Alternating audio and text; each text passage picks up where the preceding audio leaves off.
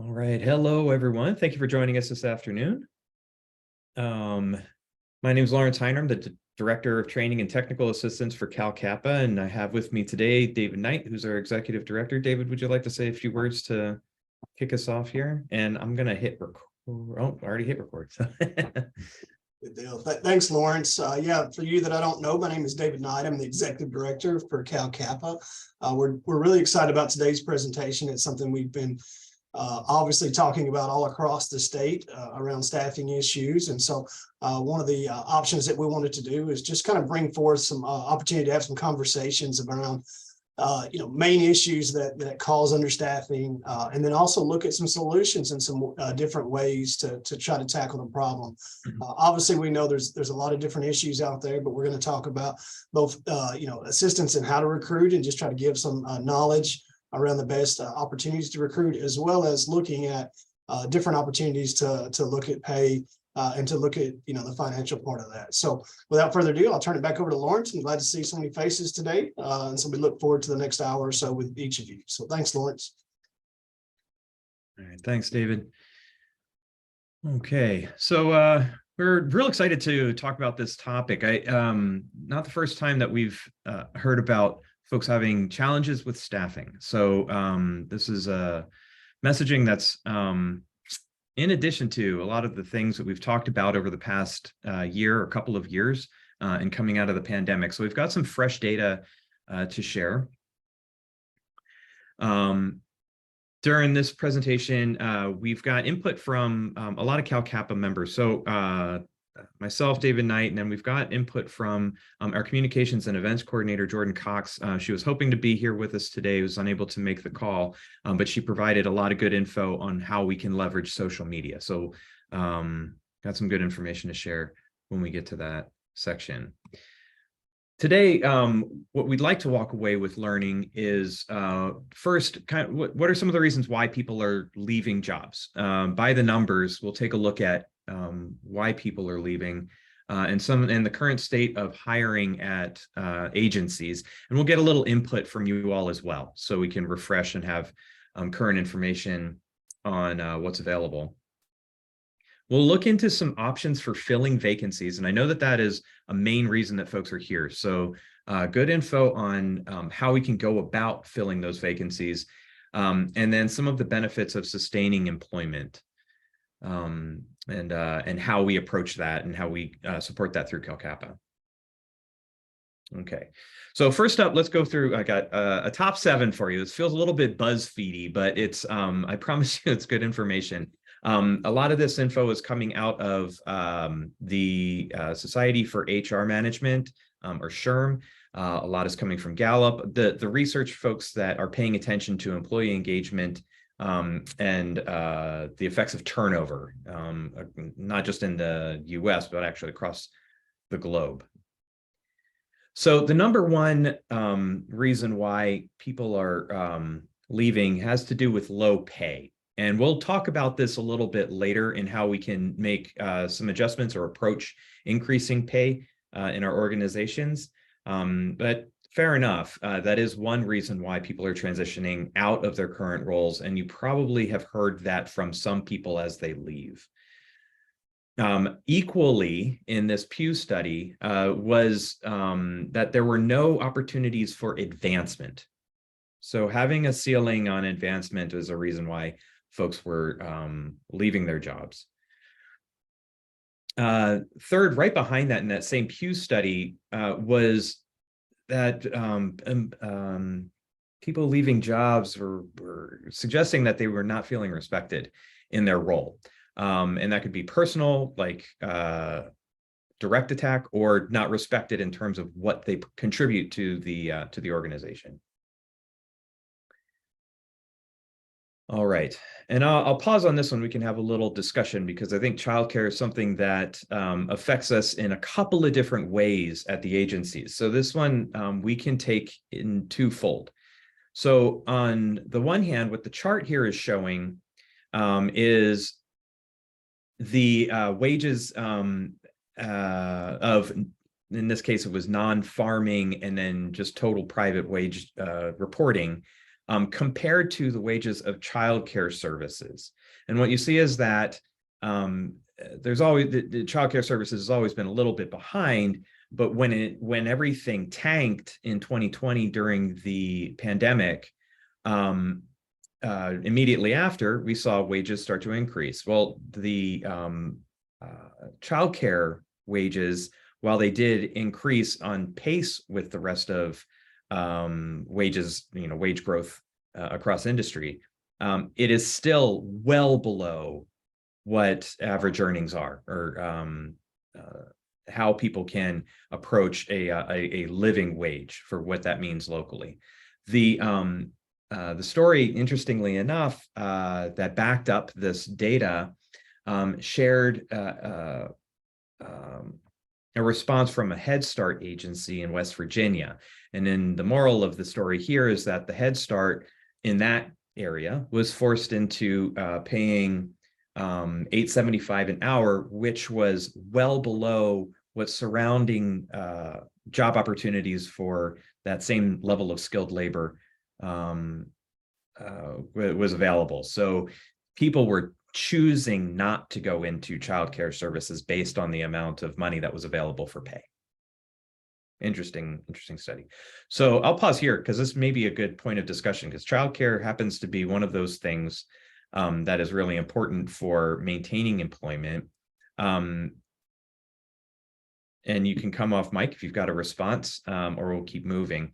But from your perspective and at your agency, how has childcare been an issue for retaining staff and then also attracting staff, or making hiring decisions?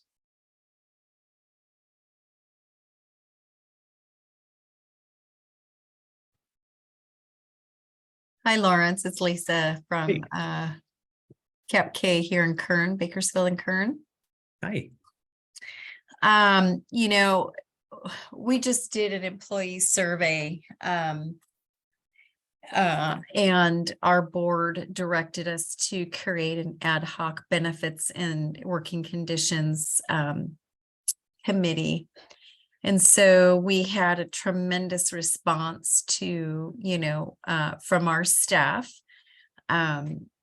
And the top issues for us, now we went through a tough renewal, right? So we knew that, the price and the benefits we offered were tough, but childcare was up there in the top 4. The folks, it's tricky. There are some folks who make $1 more or 50 cents more, some small nominal thing per pay period, that kick them out of eligibility for, state support, community connections. It's what we call it here, right? It's a partnership program with the superintendent of schools that provides either free or near free care. So aside from that, just good quality, affordable care, the good quality doesn't always have affordability to it. So, and then I think, so that's like, I'm not even on camera, I'm sorry. I feel like that's one segment of it here. And then the other segment was, as kind of what you were alluding to, during and shortly thereafter with COVID in particular, because we had, in Bakersfield in particular, we are a multi-generational household. That's just what the Valley is here, right? We have great grandparents and grandparents, multi-generational, lots of families live together close by. And during the pandemic, there was lots of grandparents and aunts and uncles and family members, provided daycare, and folks are like, is it even worth it for me to work now? There was illnesses, someone had COVID, and then, 17 people got COVID because there was a big part, whatever. So, that we got hit hard on this. Also from the, just the demographic makeup of our area, people lost those family members, to illness, or they just, it's too risky. We don't want grandma exposed, and, whatever, things like that. So that's kind of our experience. Wow, so it was a household decision. Yeah, that's that resonates with a lot of what I was reading here. Yeah, David. Yeah, Lisa, just a follow-up question. Just knowing, Cap K, operates the local Head Start, and I'm not sure if you guys have the other childcare options. Does your agency offer staff the opportunity to self-pay to enroll their children into if they're in that age group into a Head Start like program, or into a program that's that same setting that you already operate? Do you guys have that option? It's interesting that you asked that, because that was, I mean, like when I started here just over 2.5 years ago, I'm like, I don't understand this. We have all these daycare needs, but what? And it was like, well, it was explained to me, it's just not that simple. The eligibility is, it's a challenge. And again, a lot of our employees just don't hit that threshold dollar wise. They make just a little too much to, fall into eligibility for this. And if they have, some other, thing that makes them eligible, we do have a lot of employees that do bring their children. But that eligibility it's tricky. So one of the things that I've had in conversation with our director of the Head Start program is other funding research, like through our foundation or other things like that, where we can expand those services, in particular to our employees' children who need that help. We had a lot of folks during the pandemic, they're like, I'm out for daycare reasons. So great question. It is a warm discussion point. Well, I'll say when I was at an agency, not my last one, because we never got to that point, but in a prior agency, it was a little bit smaller. We created for those that were not eligible, right? For the ones that didn't qualify, we set up a system in which they could pay for it themselves. And what we found after doing our research is that, you look at the common cost of daycare, right? Or the common cost of care for that age group. We could beat that. We could do it at a lower cost, and we weren't, an average. And I don't know what your per child average is for Head Start that you may receive, or if anybody receives, funding per child. We wanted to be equitable, but we did know that these children would not receive all the social services that Head Start offers, but they could receive, the educational services. So the cost was lower than it would have been a cost per child. But what we found is like you're saying, we typically had, a couple seats in each classroom that was constantly available. And we didn't want to take away from the seats that we had, but we knew we could easily add, a couple of teachers to a class, or to a school, to a couple different locations, and then open up additional seats that were self-pay. And that's something you work out with the finance office, is how we're gonna bill those, how that's gonna work, and then how you can match that as an employee benefit to say, if you don't qualify for Head Start, and we know if you do or don't, because we know what your payroll is, right? We know what we pay you. So if you don't qualify, and we're hoping that they don't qualify, right? We want to make sure we do or are able to pay them enough that they don't. But we did create, additional seats in our classrooms for what we said, not, above, and Head Start has that, right? They'll allow, up to, I think it's 30% of your students to be above, in a certain margin. But even above that, we said, these individuals are private pay. And we created those seats because we found out, well, it's cheaper for us to hire an additional couple teachers, right? And we know that we have, 50 staff that need that. Well, that fills up a couple classrooms. So that's one of the suggestions that we always make is if you're reviewing your families and you say, okay, well, how many of them have, and we had early Head Start too, right? So we had 6 months all the way up to 4-year-olds. And we constantly, had a new kids being born into our staff on a constant basis. And so we would create those additional, figure out what that cost is for a teacher and a teacher assistant to be in the classroom, and then see, who out there was interested in that. We found out that we had a lot, we had a lot of folks that could use that benefit, and they're able to bring their kids, pretty close to where they work, or they may actually work in the same building. And so that was always, it's just an option to look into. And that's something you work out with a finance office to say, well, how is that child going to be paid for? Because they can't be paid for under Head Start or state child care. Did you stipend that or offer any kind of subsidy or anything? We eventually did, and we tried to match it. I mean, obviously we did not pay. We paid a portion, like if the classroom had 20 kids in it, right? So let's say 19 of them were Head Start and one of those were non-Head Start, because we didn't want to just have a classroom of staff children, right? We didn't want to segregate the classroom that way. So then we would know that, 19 out of 20, whatever that percentage is, I think it's about 95% of that teacher's salary would be paid out of Head Start and 5% would be paid out of this pot of private pay. And so that way Head Start could say, well, they couldn't come in and say, oh, you're paying for a teacher out of Head Start funds that is not, that is for a non-Head Start child. So we had that across the board, but we also, we had students that were qualified under different childcare. So the teachers' salaries were divided up that way. And that's something you sit down with the fiscal office and say, Got it.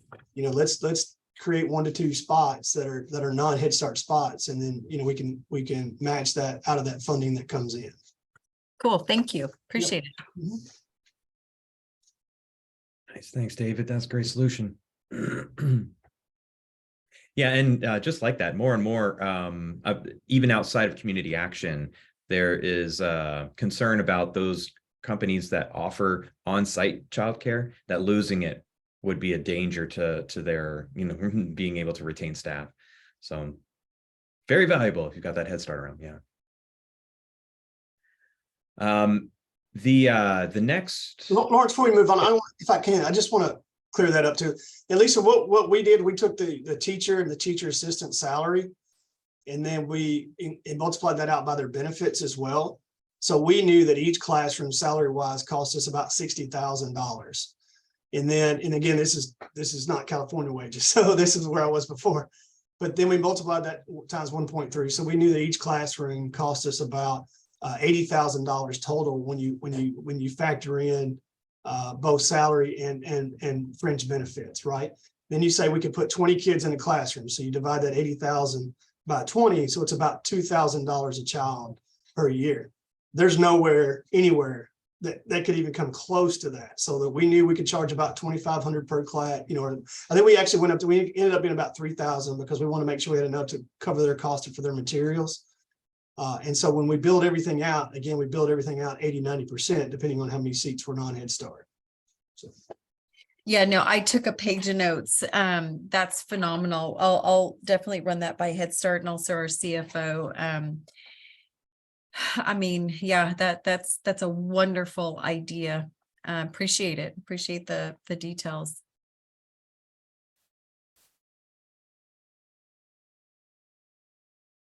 right. Cool. Thank you. Love to know how that works out too. So we'll stay tuned. All right. The 5th of 7 reasons, there are more reasons, but these that folks are leaving, a lack of flexibility. So Gallup found that some 37% of employees that were polled would switch to another job that allowed them to work remotely at least part-time. Right. And we hear this over and over and over about flexibility and the onset of remote work opportunities. The numbers from Gallup show that the majority of people who are polled prefer a hybrid environment. They not necessarily fully remote, not necessarily fully on site, and it always depends on the job duties. Right. So, and that usually is the thing that determines whether or not someone can take duties off site. So to the degree that you're able to make work available off-site, that will increase people's likelihood of staying on the job. There's a lot behind that, right? And I don't want you to take away that you must make all jobs remote. That's not the message. But what is when there are creative opportunities like being able to do administrative work that doesn't require being on site, to be able to schedule that offsite or have that be part of flexibility is one way. Another way that was suggested was allowing flexibility in when work is done. So depending on whatever the employee's situation is, having sort of like split shift opportunities and that kind of thing. So the more flexible you can be with the way that employment happens, the more likely people will stay.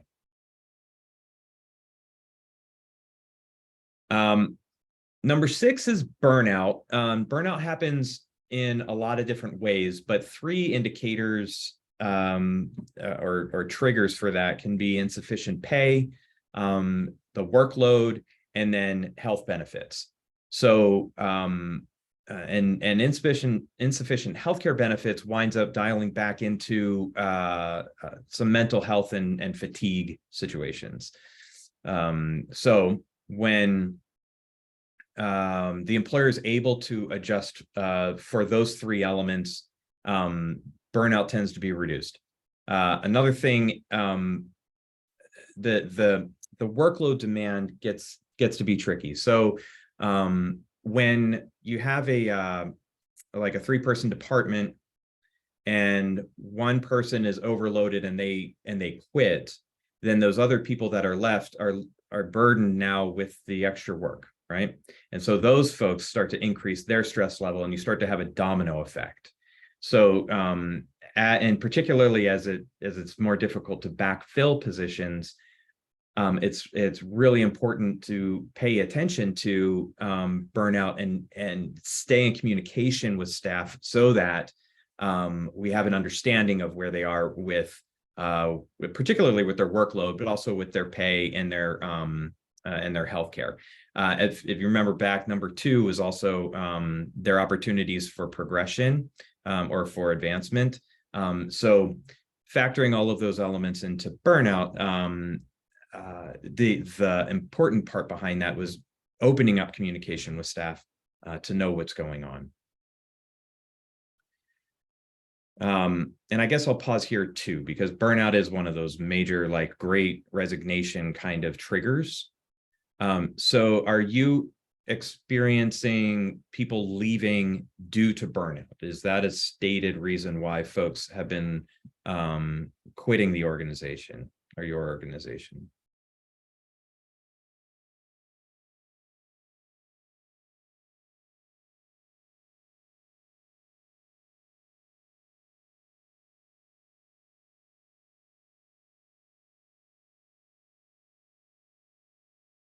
Okay. Well, I'll assume that we haven't fixed burnout, but maybe we have some good ways of approaching it. There's a resource paper that's linked on this slide. So when I release the deck, I do recommend taking a look at that, because it digs in a little bit deeper into the burnout challenges by the numbers from SHRM. Maribel, comment. Hi, yes, hi, thank you. I did want to speak about burnout. So, as we know, we're not a nonprofit, we're a public entity, and we have subrecipients for our contract, and a lot of them, because we had multiple grants, especially with CARES program, and not just with CSBG, but also with another program, a lot of our contractors had a huge exodus of staff leaving last year, where a lot of them now have almost brand new staff, and maybe not so much in leadership, but it's really like the primary staff that are doing the level of work that we need to reach out to the community. A lot of them did report that they were losing staff, and they were losing staff that had been there for many years. So that was crucial. And so we tried to address some of that with at least the insufficient pay issues, one of the things that we're RFPing, and we increased that to help to be more of a living wage, to help sort of support our providers. But it's difficult. And in the burnout, one of the things that we're trying to do is also provide trainings on self-care, things that they should all be aware of. So I just wanted to kind of share some of the things that are going on with us right now, because these are real things. I mean, I'm sure all of you have heard of like that mass exodus where people were just sort of quitting jobs, right? We were hearing this time and time again. We hear it in social media, but we were actually seeing it with our providers. So I just wanted to share that with everyone. Great. Thanks, Maribel. David, Curtis. Yeah. Hi. So I was just going to say that I think the problem with burnout is people don't necessarily realize that that's what it is. Burnout can manifest in a lot of different ways. And even though we may not necessarily be hearing our employees say that they're burnt out, it's coming up in different ways in terms of, exhaustion, not being as vigilant as they should be in their positions, employee conflicts, time away from the office, reevaluating whether or not they want to work for us. And the stated, I guess the important thing I think I want to say is that the stated concerns of exiting employees isn't necessarily called burnout, but that's oftentimes, I think, what it is. B-Night? Yeah, so a couple things I want to hit on that. First, Linda had made a comment about all the new funding that we also have received. And that's one of the things, Linda, we call, change burnout, which is when you're constantly changing systems and you're constantly or constantly changing programs that we add and take away. And one of the things that we do at Cal Kappa is advocate based on, the CSBG and energy agencies to say, this is something we have to be aware of. And we're all extremely aware of how policies just recently changed on one of our bigger programs that we're now operating. And we see a lot of that. And we try to communicate that out, that when you change policy, that creates staffing burnout because now there's a change in process. And as adult learners, and Lawrence spends a lot of time on this, is understanding from an adult learning standpoint, when you're constantly bringing something new to the table, it's there. One of the solutions that we always try to implement and work towards, which I know is very difficult for agencies, but it's what we call overstaffing. And one of the biggest things that we see in burnout is when people are away, they feel like they're letting the team down or their work is going undone. And what we see a lot of, and we've been advocating for the understanding of this in our policymakers, is that if a program takes 10 people to run, you're assuming that all 10 of those people are going to work the whole 2,080 hours that is in a year. And that's just ridiculous, right? We give folks, PTO. We expect people to take holidays. We expect those things to happen. But a lot of times we don't prepare for those. We don't assume those hours. When those people are away, those hours just go undone. So one of the things that we advocate for is if a program takes 10, full-time equivalents, then we really should have 12. You should have people that can constantly fill in while people go on vacation, or when people go away, or when people need to take time away sick, that they don't come back feeling that amount of pressure. A lot of times, and I know a lot of our roles, that may not be, the way it is. I was just gone last week at a conference. When you get back, you're like, well, now I have 2 weeks worth of work and 1 week to do. So we've all felt that. And that is a big, big trigger for burnout, is that when people, even they don't feel that they can go away, and then when they do, they feel guilty. That's a real big thing. So that's one of the things we always advocate for, is in your planning, is to look at it and plan out that I expect you to be away. I expect you to take time to yourself. So just wanted to throw that in there. Thanks. Thanks, David. All right. Hi, this is Sylvia with San Benito County. If I can add to that, with getting additional grants or funding in our county, the challenge has been that, our Board of Supervisors will not allow us to hire like permanent staff or longer term staff because the grant or the funding is just set up for a short period of time or less than a year. So then we hire a lot of temp employees, and those temp employees, may or may not be able to work the full 40 hours. So you hire a lot more temp employees and with no benefits. And so that, places us in a position where juggling, all these employees and their work schedules. And so that does add to management and, supervisors, that burnout, having to try to figure out how you're operating. The need is there, the funds are there, but just hiring a lot of people and they're managing their work schedules. So Yeah. So when hiring all those people, are you finding that you're rehiring, or are people coming in just fresh every time and they need to learn, everything that any new person at the agency would need to know? we've reached out to retirees and bringing them back. And we've just run out of those individuals, because they're back to their retirement. And lately it's been new people. And then, you know, that additional time that comes with training those new people. So there's a lot that goes into it. Sylvia, we see this a lot, especially in our public agencies, because there's two things, and we did have this conversation with a state office recently, and I was quite surprised at their lack of knowledge of that. One of the things we talked about is, you know, when we're adding this new money, you add employees and then you have a layoff, right? Because you no longer have those grants. There's a cost associated with that. So part of us is to make sure that we communicate that to funders to say, well, you have to pay unemployment. You have to pay all these things when someone leaves. One of the things that we did in my last agency, because we had one department like that was constantly getting pushed to hire temps, we ultimately showed them the cost of that, that really, you know, the cost of training and all those things are really there. But ultimately, what it was really about is the HR cost to hire those folks and what that constantly happened.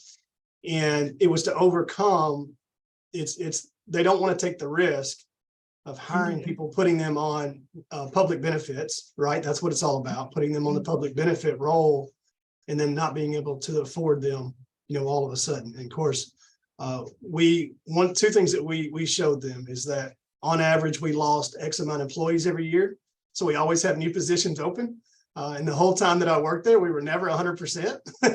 So there was always other positions. And so what we started to do is to say, we're going to hire people that have a mix amount of skill sets. And if this program does end, you know, I'm still waiting on the day that some of these programs ever end. But if it just happens to happen, then we have these other options. And these are how many vacancies we have every year.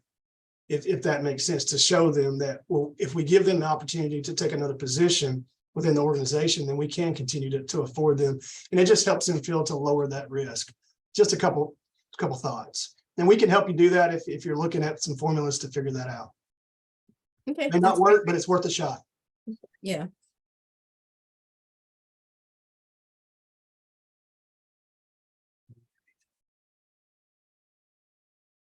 Okay, and I got one more reason why to talk about, and I left this one for last because it's one that we hear about a lot. And this one is just poor people managers.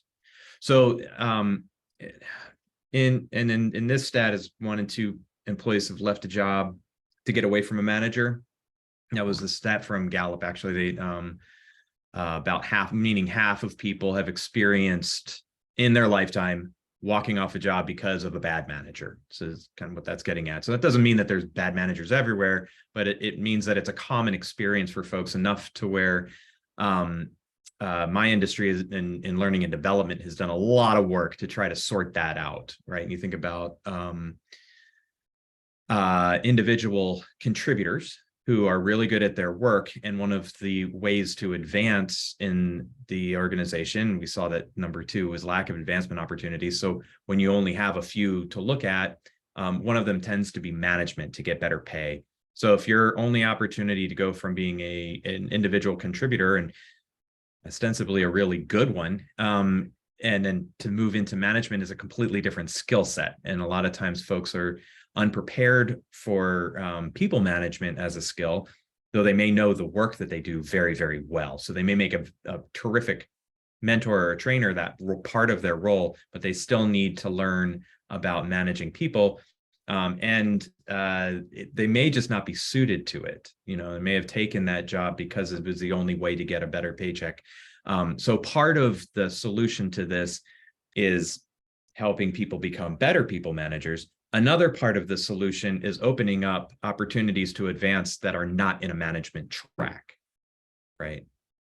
And David and I talked about this quite a bit before. So if you've got thoughts on that, David, feel free to chime in.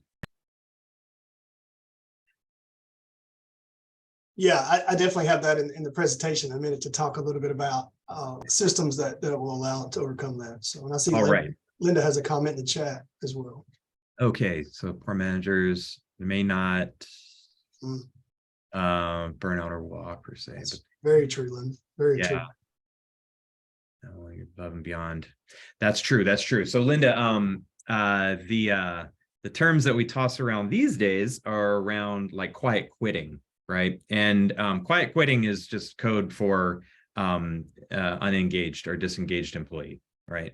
So if you've got a disengaged employee, managers, when they're disengaged, it makes another ripple effect. So if my job is to be a people manager and I'm disengaged, then the effect hits my team, and now my team sees my disengagement, they become disengaged. And that particular effect is pretty well documented. So yes, I have to agree with you, Linda. Recognizing that is super important. There was sort of an old joke about an HR executive and a financial or fiscal executive talking about training, and finance executive says, hey, we can't afford to train all these people, and the HR executive says, well, we can't really afford not to, right? And that's the effect. Maribel? Maribel. Either way, it doesn't matter. I'll get it right. No, it's fine. No, I was going to ask about the quiet. You mentioned about quiet quitting. And that's one of those things because I'm a Gen X, a very proud Gen X person, but I have a lot of people under me that are from different generations, and there's a different perspective with quiet quitting, right? So I know that there is this disengagement, but I think it's important for us to recognize also when I started working compared to when they started working, there wasn't the same kind of demand that's being asked of our teams now. And I say this because of all the technology. As much as it's helped us, it's also hindered us in some ways because we are sort of toggled to our phone. There's this expectation that we respond quite quickly to everything. And so when we talk about the disengagement of employment, and I kind of had to do a little bit of a research on this just internally, is one of the things that I'm finding is that this is also about establishing healthy boundaries for individuals. And I don't want that to get lost, is because we have a generation that I feel like my generation who raised children, that are now millennials and even younger than that are looking at it in a different value. They're valuing their work and job balance, the work and life balance, differently than we have. And I say we, I mean me, and anyone else who's kind of raised in this different work ethic. So I want to make sure that we don't lose that, because I've had a lot of conversations with different levels in our organization and different people. And it's important to also say that, yes, there's a disengagement about wanting to do minimal work, right? But is it a disengagement of doing minimal work or trying to make sure that they have a balance? Because some of the level of work that we've seen over the course of COVID has really impacted our team. And we've had to really kind of step back and think about these, and not only with our own internal, but also our sub-recipients as well. So I just wanted to share that because I think that quiet quitting gets an interesting sort of, there's a perspective that we're losing, and that's that healthy balance, right? That the boundaries. Yeah, and if I can, I'll share a story about that example. My previous agency, we ran Head Start, and one of the recruitment tools that we used it was a 37.5-hour work week. And we were able to get a lot of teachers that way because that's what they wanted to commit to work, because a lot of them were the main caregiver for their own families. And to that extra 2.5 hours every week was important to them. That's what's really important.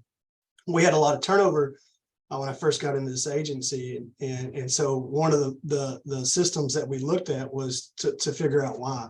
And that's exactly what it was. What I found out is, as we kept raising pay, right, to match that 37.5-hour benefit, what we found out is that people were still engaging with those teachers for up to 40, sometimes 45 hours a week.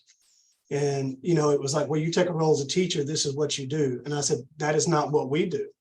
So when you take someone's salary, now you divide it by 42 or 45, and you're really only paying them for 37.5 hours, that per hour to them in their mind is, wait a second, it's not really, you're not paying me X per hour. You're really paying me this because you're really engaging with me for 45 hours.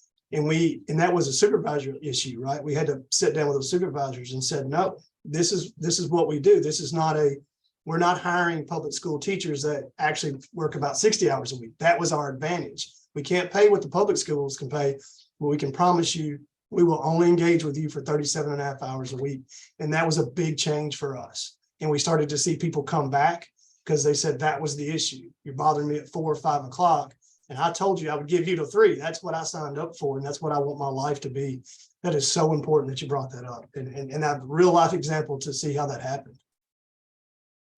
I appreciate you sharing that, David, because that's so important for us to recognize. Again, like I said, I think that this is, I hate to be a general, like using our generations, but we do learn from those younger than us, at least for myself. And it's important that we recognize that there's so many, it's multifaceted. It's not just they're disengaging. It's like, why are they disengaging? What's happening? So I appreciate the perspective and that example. Thank you. Mm-hmm. Yeah, and part of it was a generational, different generations of folks working together saying, well, this is supposed to be your life calling.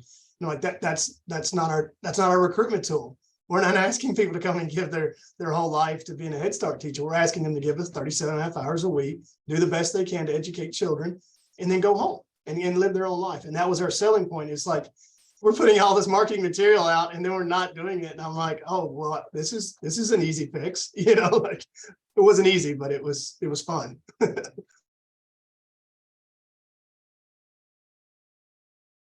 Yeah, I think as it pertains to quiet quitting, and that it is equivocal to disengagement as a term.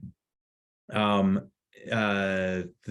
been collecting information. We as a research body in employee engagement have been collecting the data on this for much longer, right? So we can see that around half-ish of employees in an organization tend to fall into that quiet quitting or casually disengaged, meaning that they're not actively engaged. They're not like promoting and contributing and bringing ideas in and growing things. They're also not actively disengaged, which means that they're shouting to the world, don't work here. This is a terrible place to work, right? So there is a segment of employees that, even if they're not aggressive about actively disengaged, they are doing things, right, that can undermine the work. In the quiet quit area, they're not undermining the work, but they're not doing anything to elevate it or necessarily try to help the organization grow, right? That since COVID has been expanding. So and so for probably generational effects, like you mentioned, Maribel, and also as people are reevaluating, someone else had mentioned this just a little earlier, that they're taking time to reevaluate whether this is the right career for them, or if it is a work choice for them, or if their time is better spent providing at-home childcare or other dependent care services because they're not available or too expensive, right? And balancing out household incomes that way.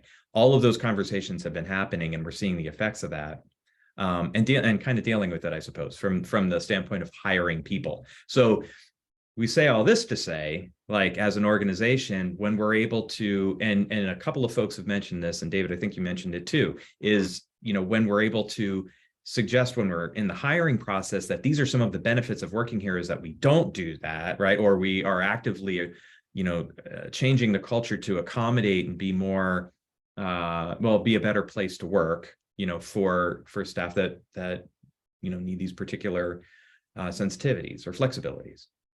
So interesting. Another point on the poor people manager is that there are great tools for turning that back around and infusing into regular workflow.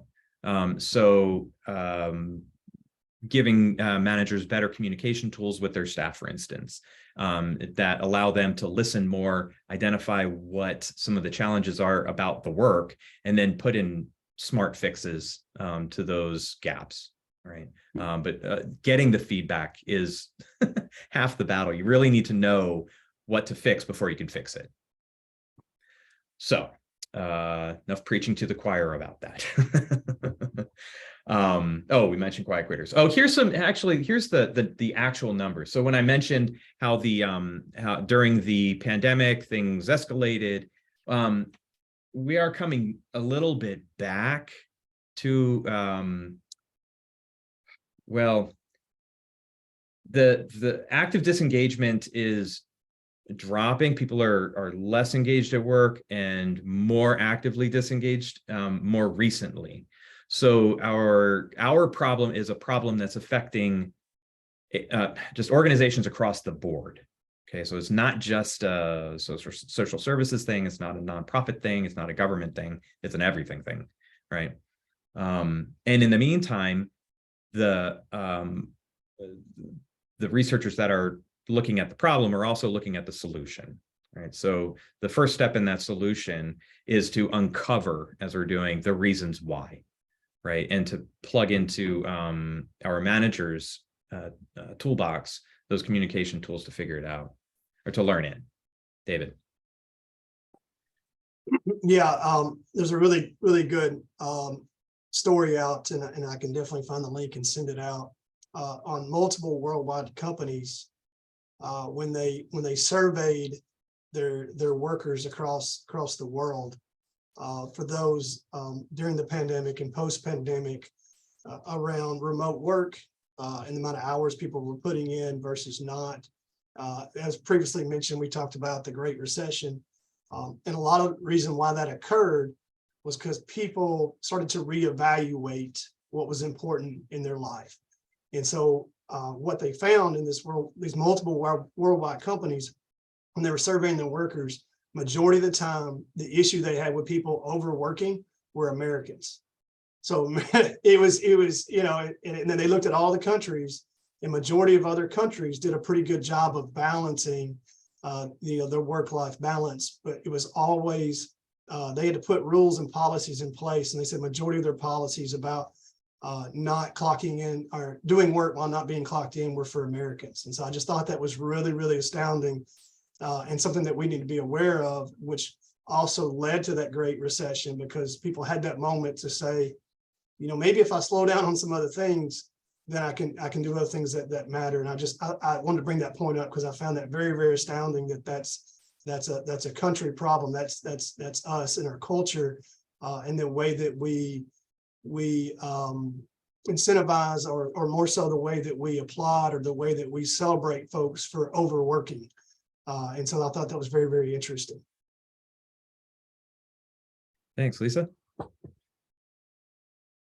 Yeah, you know what, you spurred my brain, David, while you were talking, and two things I want to share. This is not revolutionary, but it is something that popped into mind. And Maribel, everything you said, I'm like, yep, me, that's me. You know, these things. And Maribel, when you were speaking, and I'll just share this real briefly, it reminds me of this little like a meme or whatever that pops up on my Facebook page, and it says, you know, and it was geared towards working mothers, but I think it's fair to, you know, apply this to working parents.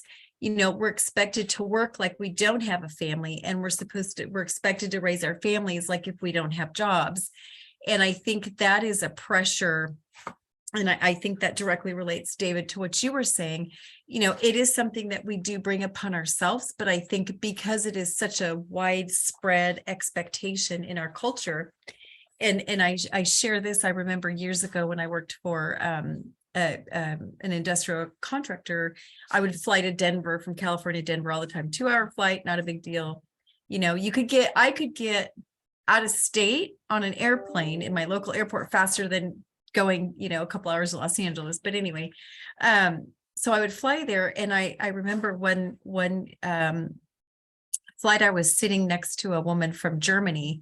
You know, she was a young mom, and she was talking to me about all her days off. And I'm like, oh, she's like, yeah, I'm on holiday. And I'm like, oh, is it, you know, like, because it was like an off season. It was like, I don't know, February or March or whatever. I'm like, well, what holiday? You know, she's like, no, you know, we get, I don't know, 20 days for this. And, you know, oh, every couple of months, you know, we get like a week or two off. And I'm like, wow. And it was like, I found myself having a hard time wrapping my brain around that, because I was like, well, how do you get work done? And how are you consistent? And I mean, I will tell you, her demeanor versus mine, even how she sat in her seat, this lady was like chill. She was laid back. you know, she spoke about her work with great passion and great enthusiasm, but it was equal to how she spoke about her family time, her trips, you know, her downtime and all of that. I mean, we talked about like, you know, baby bonding and how much time you get off, you know, when there's a new child in the home and all this. And I think that this point was leading me to conversations that I'm having now with my CEO, as you know, across the United States and even globally, companies are pushing this 32-hour work week initiative. And it's gaining traction. It seems like every other day on LinkedIn or whatever news source, there's like, hey, this company tried it and here's, you know, what they found. And so I feel like almost globally, we're trending toward something that encompasses all of these things we're talking about, right? Like better work-life balance. And I catch myself thinking, oh yeah, I'll do the, you know, I'll work, you know, Monday through Thursday or Tuesday through Friday, whatever. And then, you know what, I'll do a little work here on this day because it'll be super quiet. And it's like we're programmed to perform and perform. Anyways, I thought this might be a nice segue to kind of introduce the idea of that 32-hour work week, or, you know, different things that people might be looking at. Yeah, Lisa, I want to talk on that a little bit if I can. It's, you know, it's funny that mentality about never taking days off for your self-care starts when we're young, right? I mean, I don't know if schools still do it, but I know when I was in school, they gave awards for perfect attendance, right? And we know why they do that, because they need kids present to draw funds. I understand that. But you think about that, that's ingrained from us early on, that we penalize, you know, folks that have either health conditions, or penalize, you know, folks versus being outcome driven, right? And we see that even in our policies now, which is really, really disheartening. One of the arguments I used to have when in my previous agency, we ran the LIHEAP program, and we would spend all our money in about 6 months. And I'll never forget, a state official came to me and said, well, you can't do that. You know, how are you billing the other 6 months of your labor to this program if you don't have any money to distribute? I said, you're telling me that you want me to drag that out for 12 months just so I have a reason to keep paying staff? And they're like, what are they doing? You know, and I'm like, I don't care what they're doing now. They've already spent all the money. So if they want to prop their feet up and get ready for Christmas, I don't care.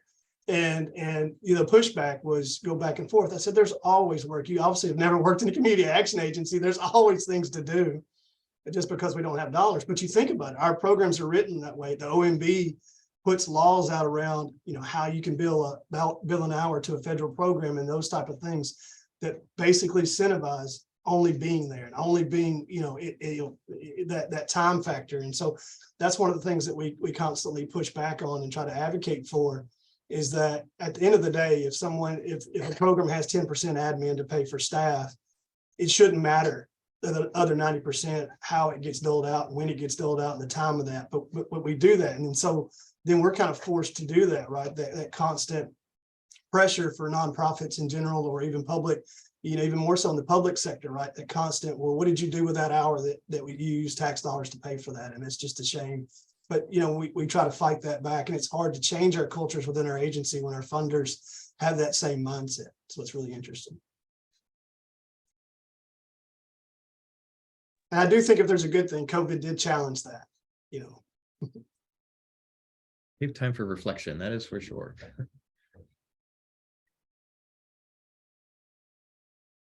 Okay. All right. So this is my points on engagement. So the 4 things that are driving those declines in the engagement, so that and maybe this will resonate. So those quiet quitters that are out there, and Maribel, you gave some context here. So let's see if this matches up to your study and what you did locally. So first is having opportunities to at work to learn and grow, right? Build my career in place. Having someone at work who encourages their development. Okay. Feeling like someone at work cares about them as a person, sees them as a person, and then knowing what is expected of them at work. Now, these 4 things, these are the top responses on reasons why employees younger than 35 are losing their engagement.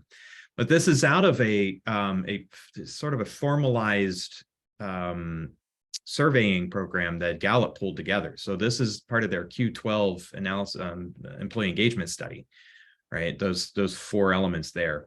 So this comes from a very large data set, you know, from Gallup. So do these things resonate with what you've seen in your own staff, or are there other things that people are commenting on as the reasons why they are less engaged with their work than they maybe once were? So for us, I think the one thing that we continue to hear was the work-life balance, right? Is this expectation that sometimes they're asked to be on call or pick up a call like late after hours. There's a lot of community events too that sometimes people will volunteer for. But it's that balance, right? It's that expectation. If we're on a call and it ends at 2, do we stay later even if it's after our work time schedule? You know, sometimes there's things that you could wrap up in 10 more minutes, but it's still that boundary, it's that balance. So it's as managers and supervisors, it's looking at that and changing. For me, it's been very eye-opening for me to change my practices and make sure that I don't schedule meetings that are going to be later in the day that could possibly have additional conversations. And we're trying to trickle that also down to some of our providers. But yes, it's that disengagement, it's that lack of passion that people have for the work that they're doing that we're finding as well. And it's trying to reignite that passion for people, because especially where our nonprofits, and I come from a nonprofit, so I didn't start in the public sector. I did nonprofit for 20 years. And I have to say, it's a labor of love. You got to love what you do. And if you don't love what you do, you'll miserable and you'll not succeed in that job. And it's just going to be a job and really not something that you're passionate for. So it's understanding that from a nonprofit perspective, it's a lot harder, much, much more difficult. Gotcha. And the metaphor here, by the way, is that these are the elements that put people on the fence about whether they're going to stay in their job. Okay, so when we think about how this relates back to vacancies, these are the things that can be, you know, convincing people to leave their job, and then you would wind up having to refill their position. So fortunately, most of the rest of our presentation today is about solutions, because we really needed to set the stage here. Like, what are we solving? But what can we do about it? Right. Okay. All right. So we know right now, and I've got, I think, 3 different questions here. And we've talked a bit about turnover already, right? And in this slide, indicating what SHRM's average cost to replace, right? When someone turns over, we know that there's a lot that goes back into hiring them, and all those lots have cost, right? So not just the recruitment cost, but the retraining cost and the time up to productivity. Okay. So thinking on turnover, and based on what you know about your current state of affairs at the agency, how many open positions are replacing employees that left the agency? How many openings do you estimate that you have right now based on folks that have turned over?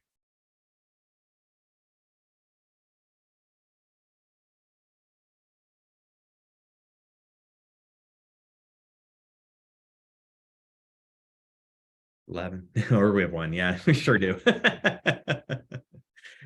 We do. Cal Kappa has 1. We are hiring, so if any, you know. Yeah, is that none of the positions are from turnover? You have all openings that are fresh, and that's okay too. I mean, a lot of the reasons why, multiple. All right. And let's see, what's my next one? Oh, expansion. And David, I'll get you after these 3. Okay, we'll bring you in. So expansion, about, you know, we've got a mix there. So we've got new programs that come on, new things that came out of the needs assessment. We know that we've got to either expand existing programs or launch new ones, and we need to staff up for that, right? LIWOP, major problem for staffing and understanding what we need in place before we can even hire staff, right? So considering that, like, how many do you have that are new positions, brand new? And then I'll land on this. Oh, and Linda's got a comment. Don't have any things currently. Okay, haven't turned over in some time. All right, so Linda, looks like you're having probably more in succession minded there. Replacing your retired person. Okay, and then adding staff with extra funding. Yeah. So the last question that I have for us is what are the obstacles? Sometimes it's hard to compete for local talent. So as a conversation point, and I've talked to several folks, some of the people on this call, you know, what are some of the obstacles in your local area when competing for talent? Right? Who are you competing with in your local area for talent? I hear in some places it's competing with the county, right? So if you're nonprofit and then the county opens up positions that have equivocal kind of requirements but pays more, then people jump ship for the better pay. Coming out of Head Start, sometimes similar situation with teachers moving into other teacher roles. But what makes it difficult to compete? Minimum wage. So Lisa says minimum wage is a big challenge.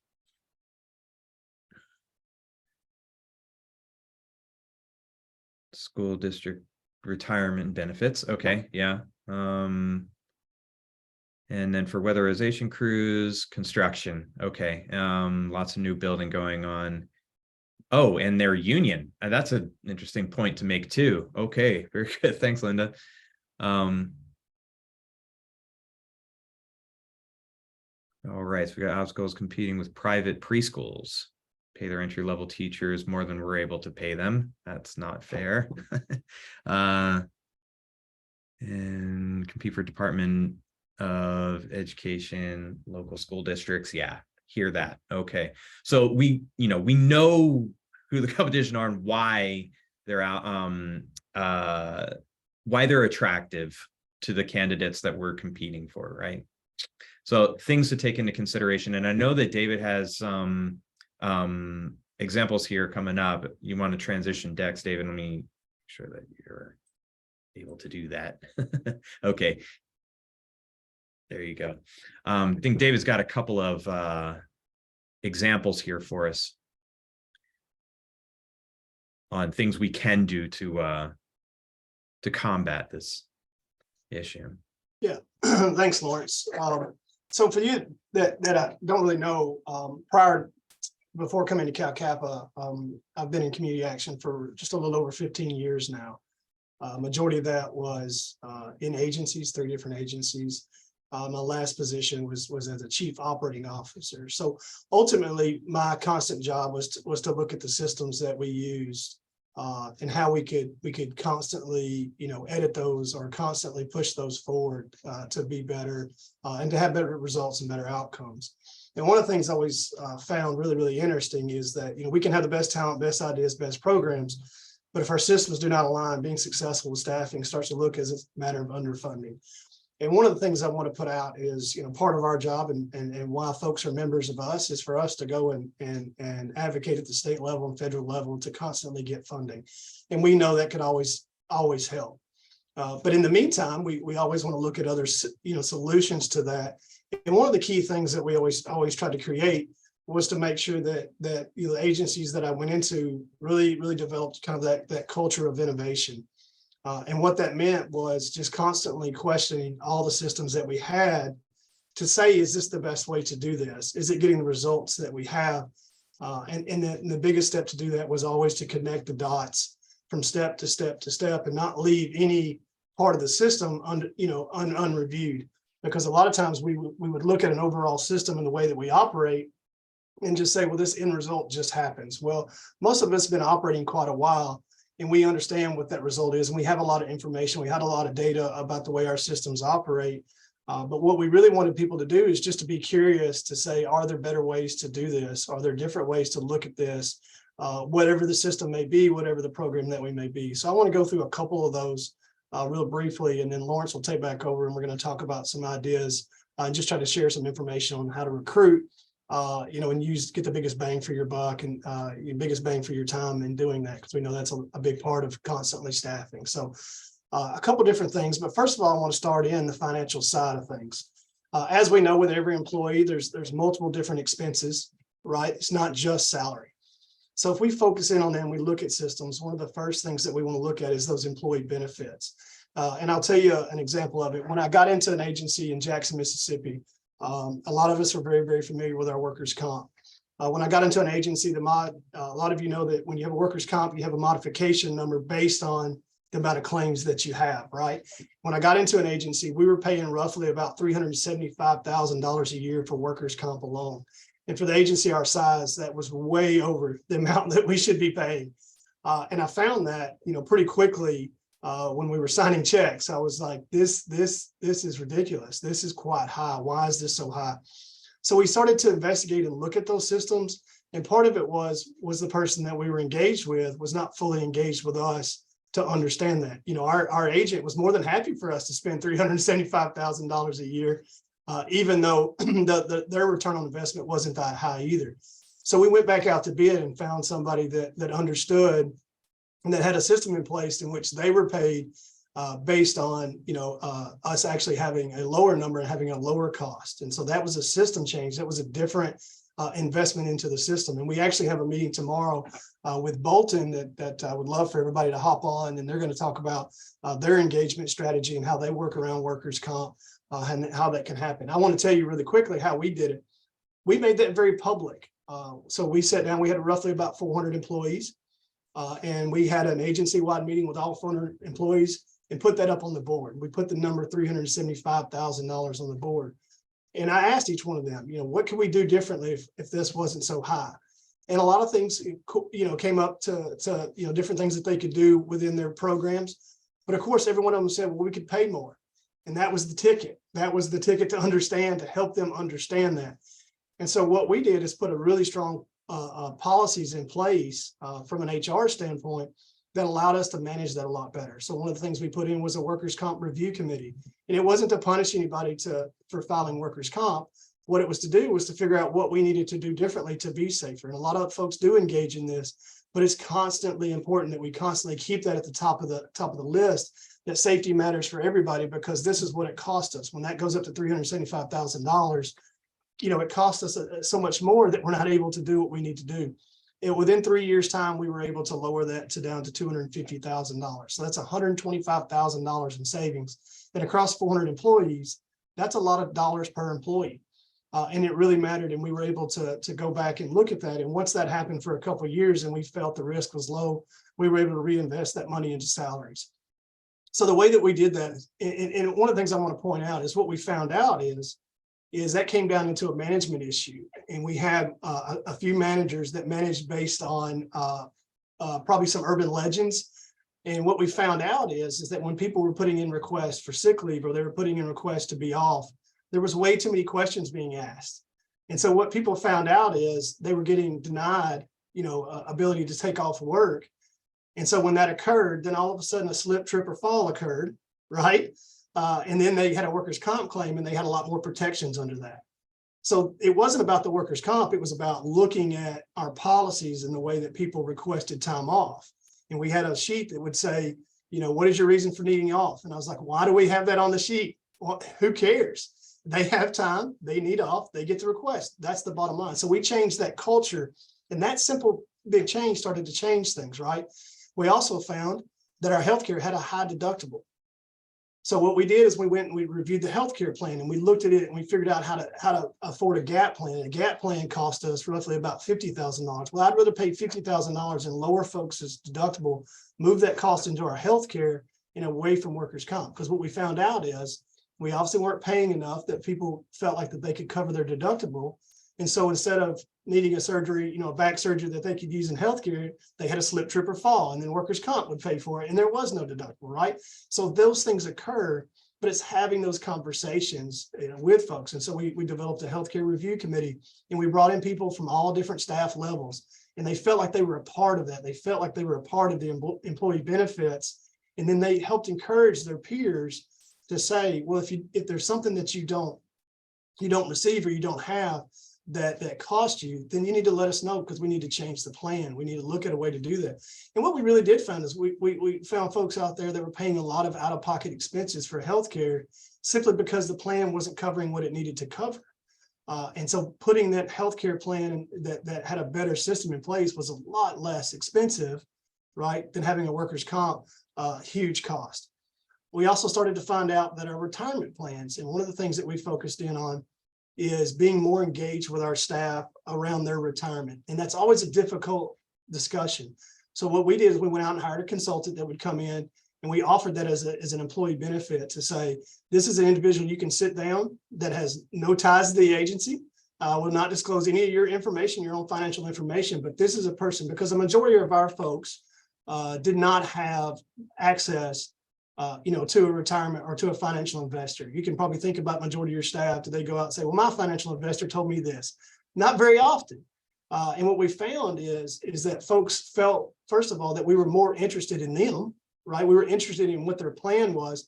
And then we tended to keep folks longer because they saw the vision. They understood where their salary was, where they were able to see their salary going, where they were possibly able to envision the end, right? We all want to retire at some point. Now, Linda probably will never retire because I know she's so passionate about it. So I can see Linda having about 3 retirements before she actually goes. So, but for majority of folks at some point have an idea of where they want to be, but they don't feel comfortable having that conversation maybe with an HR director or with their supervisor, right? Sit down and have those financial conversations, may cross some boundaries there. But what we found is when we brought that consultant in, they were able to sit down and do that. And what that also did is that helped lower our workers' comp as well. And you say, well, how did that work?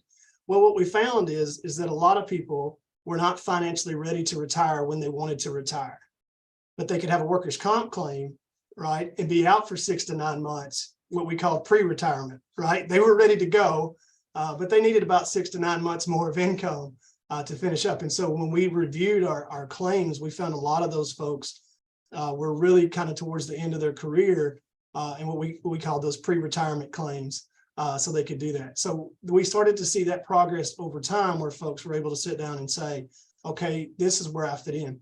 But it also did help open up the conversations when we brought people in to really be able to say, what is your plan? What do you see yourself doing in the 5 to 10 years to 15 years? And it just helped us understand and helped us better prepare for when people may leave, so that it's not necessarily a surprise.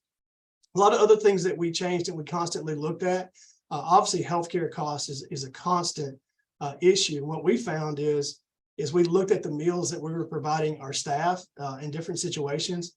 And I'll tell you, my last agency was Mississippi, and we always have a good joke about being Mississippi healthy. You're like, well, I ate my vegetables today and every one of them was fried. But that's what we did really well there. So what we found is that offering more healthy opportunities for people to eat and to eat on a constant basis started to lower. So there's things like that we invest in with our health companies, and majority of the health companies want to do that, right? They want to give you the opportunity to do that.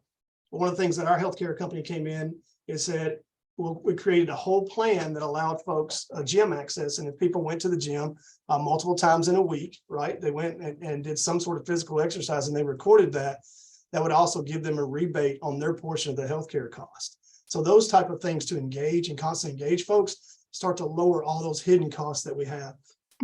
Excuse me. So that was extremely important. The last piece is the constant education and training, right? How do we invest those dollars that we do have to better understand what people's plans are? What are they really, really wanting to do while they're here? And helping people understand that you're not just engaged in them for what they can produce at work, but what they can produce for themselves, right? How do they better educate themselves and how do they better fit into the overall mold? A couple other systems I just want to touch on real quick, and then I'll turn it back over to Lawrence. is in the hiring processes. You can look at different metrics when you look at HR, and these are the 14 systems that we use to look at and to observe, to understand exactly what was happening and where these hidden costs were in staffing. One of the biggest things is we talk about is turnover. So when I interviewed, I only asked 2 questions. The first question was, how did you get here? Now, sometimes people would say, well, I drove. And I said, that's not what I'm talking about. How did you get to the point that you decided you wanted to apply for this job? So tell me about how, tell me about your life and how you got to this point. And then the second question is where are you going to go from here? Those were the only 2 questions I asked in the majority of it. Because here's the thing. I can get all the education. I can get all your work experience. I already have your resume. Don't read me your resume. I don't care. I've got all that. It was really being able to understand what Linda touched on earlier, which is at the end of the day, I wanted to know, does our agency fit into their passion? Because we all have, we get resumes where folks, their whole career has been in criminal justice or something, and they're applying for a teacher job. And it's like, I don't think this really matches, or they're applying to be, in a planner job. And it's like, is planning your passion, it really fitting into that, and to say, well, I appreciate you applying. I don't really think this job actually matches your plans. And that was the real key. And that was a huge change for us, because prior to that, we passed out this questionnaire and you would have seen it. It had 10 questions. And I'm like, those are the most boring questions. Because I'll be honest, I hate interviewing. I really do hate interviewing. That's why I still have a vacant position, I guess. But it's just those 2 questions, and it becomes a conversation. And to me, that really ultimately changed a lot of the people that we brought on, because again, it set us up for less turnover in the long run. And so the other part is really looking at that engagement rating as well. As you can see, it's on there as well. And so the last piece I want to talk about is about systems. Is the moment somebody gets to your office, to me, is when the recruitment starts. The very first day somebody starts. And that is the conversation we had with each one of our managers. I used to be a recruiter in a previous life.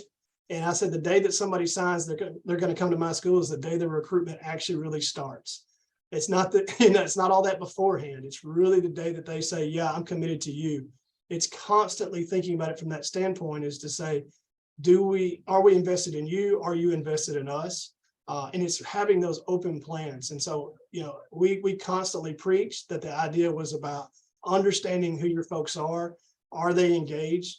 Do they feel that you're engaged with them? And having those open and hard to ask questions, which are you still happy in this role?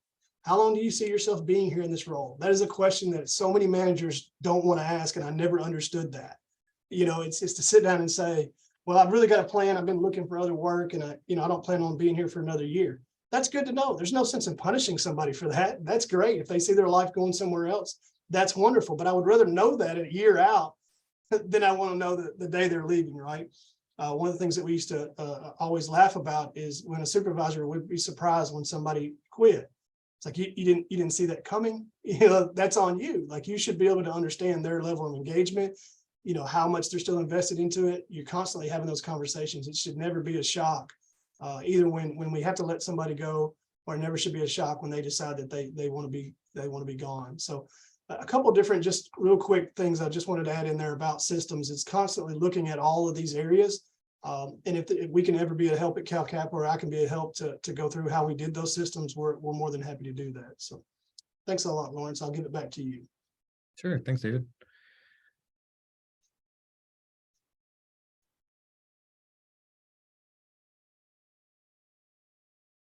All right. And these next few items that I have to do with retaining staff. So one of those ways is through an agency-wide succession.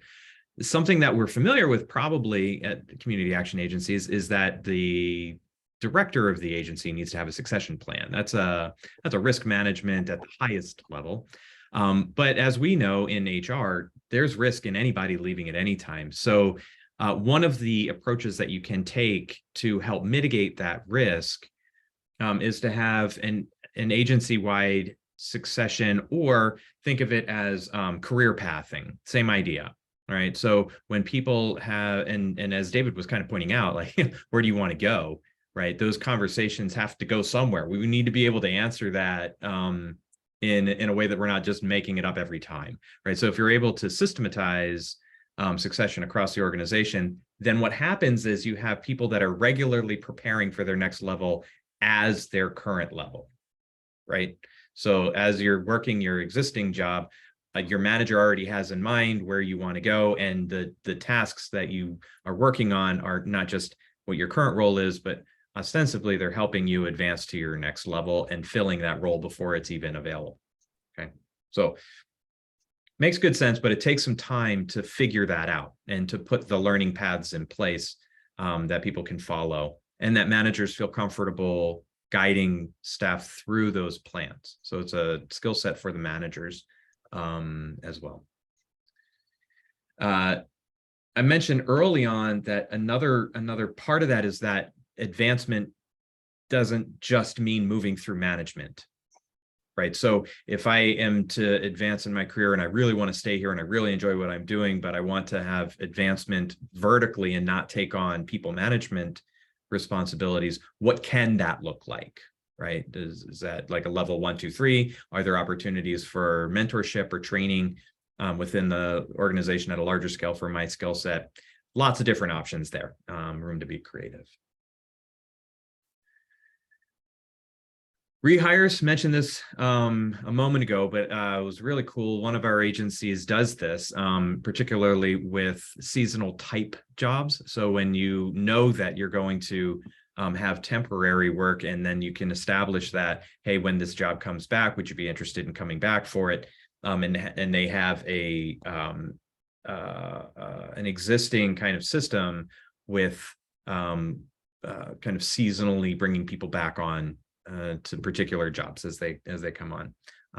That may work in your area. Obviously, you would want to have some kind of protocols in place before you bring somebody back. For instance, why did they leave in the first place? And do they make a good rehire? All right. And then comes just the open world of going out and finding the right person. That's where we're going to wrap up today. And I've got a lot of information for you here. And I want to provide you with some data and some links, okay? So first up, when we're going out and hiring new hires, chances are our go-to, and I would never eliminate this, but our go-to is going to be things like LinkedIn or Indeed, ZipRecruiter and Glassdoor, or a couple of others if you haven't used those before. And if you want to drop in the chat those services that you've used that work for you, and maybe those that you would want us to stay away from for particular reasons, give us some warnings there. You can drop those in the chat. Be very interested to know, because one of the things that we think about is who's going to be looking at the job requisition when we post it, right? Like how do we make sure that this is going to go up in front of the people that are most likely to take the job that will fit? Lisa. Yeah, again, people speak and then my brain's like, oh yeah. So one thing, I did a similar presentation. I pulled some stuff from SHRM in support of Jeremy in a meeting that he was doing with the other leaders in the organization. And one of the points I made is, if these are all great, right? Indeed, LinkedIn, I don't like Indeed as much as I like LinkedIn, because I feel like Indeed is like this big giant, construction scoop, and they scoop up positions that may or not be open or closed or whatever. So I feel like the timing of that's not always great. But what I will tell you is, in today's world, what I've learned and what I've experienced is people want to apply for jobs on their phone. And so if you have, an old traditional, fill out this lengthy application and attach your resume and all that, you're going to lose candidates like right at the beginning. People want to click a couple buttons, click here, click there, attach their resume. If they can do it quickly and on their phones, I think that that is a good and timely, appropriate response to today's expectation of doing things much more quickly than maybe we did before. That's great feedback. Yeah. Any others have experience using some of these services? And I like what you said about Indeed and it being like having expired jobs, stuck in in the way it becomes a difficult job search experience for on that end. Some of the concerns that I have heard about LinkedIn tend to be a little bit more generational, right? In that not as many candidates that are inexperienced with LinkedIn use LinkedIn, right? It's a I don't know what I don't know kind of a situation. So depending on what you're hiring for, it really does depend on that. Okay. All right, we've only got a couple of minutes left, so I want to be sure that we get all the notes in. Last point that I'll make on this slide is there's a link here for CalCappa's job posting. So many of you already channel your job openings to us. It's free. If you click on that link, there's a form that you can fill out with the information for your job requisition. We'll post it with others related. So we keep a job board for the network on the CalCappa website. There we go. All right. So for social media, and very specifically in social media, when we're looking at job vacancies and posting job opportunities, I draw your attention to this. I will provide this deck so you can have it as a reference. But for each of the social media engines, platforms that we illustrate here, we'll look into the communication purpose, the demographics, and times to post. Okay, so first is Facebook. Facebook, the big thing to remember about Facebook, though it's huge, the age demographic is slanted a little bit older. Okay, so you're not going to find as many of your college age and younger on Facebook. So after that, fine. And we do a lot of engagement through Facebook. Facebook's a great platform for job search, as generally the audience that you're going to hit, okay, with Facebook. On Instagram, similar. Also, the age group for Instagram slants much younger. So the majority of users in this group are 18 to 24. So if you're trying to get in front of that segment, Instagram would be the way to go. And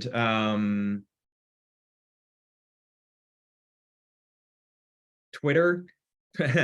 So Twitter's in a whirlwind right now, as you know, you're probably familiar with the transition in leadership there.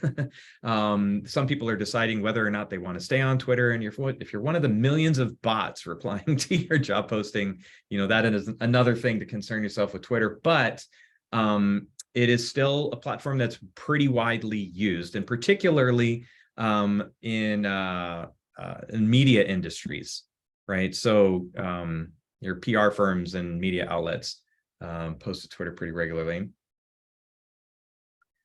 And then LinkedIn. So LinkedIn, the age ranges are pretty convenient here. So if you're targeting for experience level, that may help. And those are the platforms. So a few tips, a lot of this is about engagement.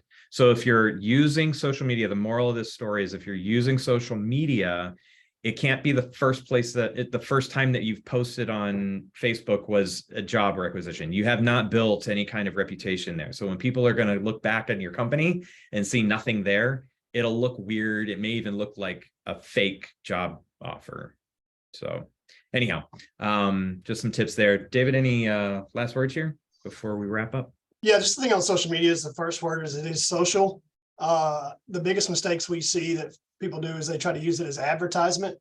And when it comes off as ad, people tend to shy away from that. You're trying to generate conversations. So second thing on that is, as Lawrence just said, which is why I lower my hand, is we do a really, really good job as a network and talking about all the programs that we offer, all the successes that we do, and the people that we help, and we do great stories on individual people.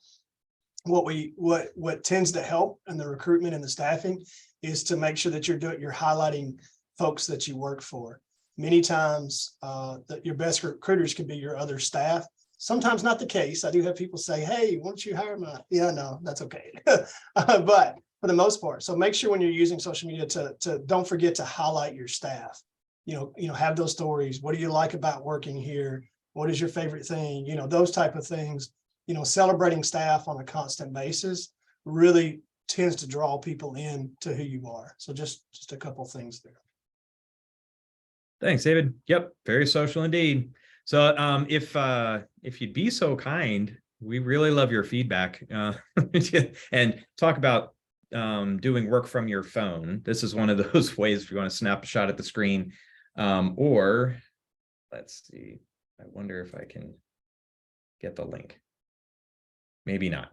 All right, well, I'll send the link out with the recording and the slide deck if you prefer to click a link to give us some feedback.